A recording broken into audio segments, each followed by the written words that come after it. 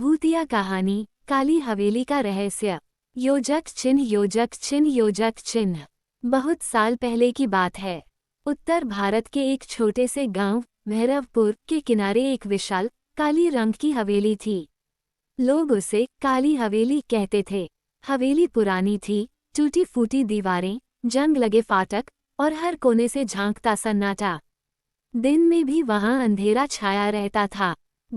वह के बुजुर्ग बताते थे कि वहां कोई आत्मा रहती है, एक औरत की, जो हर अमावस की रात को रोती है। गांव में कोई भी उस हवेली के पास नहीं जाता था, खासकर सूर्यास्त के बाद। पर एक दिन गांव में राघव नाम का 20 साल का लड़का आया।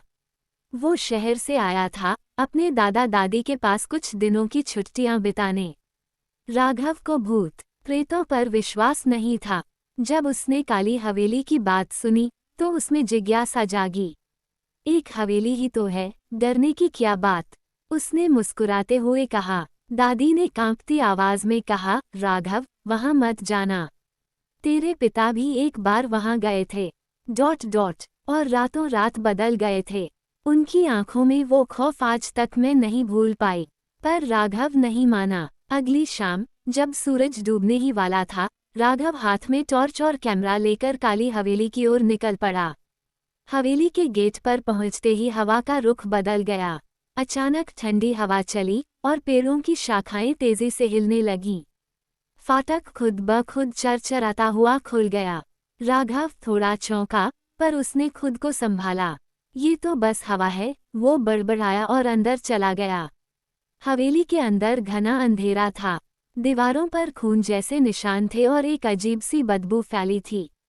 टॉर्च की रोशनी में राघव ने देखा, फर्श पर एक लाल साड़ी पड़ी थी, जैसे किसी औरत की हो, और पास में टूटी चूड़ियां। तभी उसे सीढ़ियों के ऊपर से किसी के रोने की आवाज आई। कौन है? उसने ऊंची आवाज में पूछा। कोई जवाब नहीं मिला, पर रोने की आवाज तेज होती गई। राघव धीमे धीमे ऊपर चढ़ने लगा।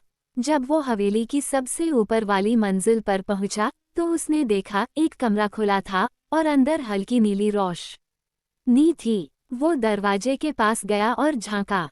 एक औरत लाल साड़ी में पीठ किए बैठी थी।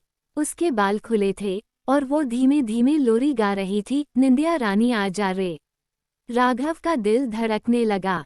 मैडम, आप कौन हैं? वो बोला। औरत ने धीरे धीरे मुड़ना शुरू किया।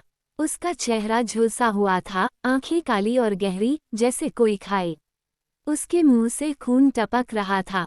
राघव डर के मारे पीछे भागा, पर दरवाजा बंद हो गया। तू भी मेरे साथ ही रहेगा। उद्धरण चिन्ह। औरत की डरावनी आवाज गूंजी। फिर अचानक सब कुछ अंधेरा हो गया। योजक चिन्ह योजक चिन्ह योजक चिन्ह। अगली सुबह गांव वाले काली हवेली के सामने इकट्ठा हुए। फाटक फिर से बंद था और गेट पर खून से लिखा था, अब राघव भी हमारा है। गांव के लोगों ने देखा, हवेली की सबसे ऊपर वाली खिड़की से कोई झांक रहा था, लाल साड़ी में एक औरत। और उसके पीछे राघव बिना पलके झपकाए खड़ा था। कहते हैं आज भी अमावस की रात उस हवेली से रोने की आवाजें आती हैं और लाल साड़ी में एक औरत अपने साथ किसी नए मेहमान की तलाश में रहती है। काली हवेली का रहस्य अब तक बना हुआ है। योजक चिन्ह योजक चिन्ह योजक चिन्ह। अगर आप चाहें तो मैं इस कहानी का वीडियो या वॉयस वर्जन भी बना सकता हूँ। बताएं बस।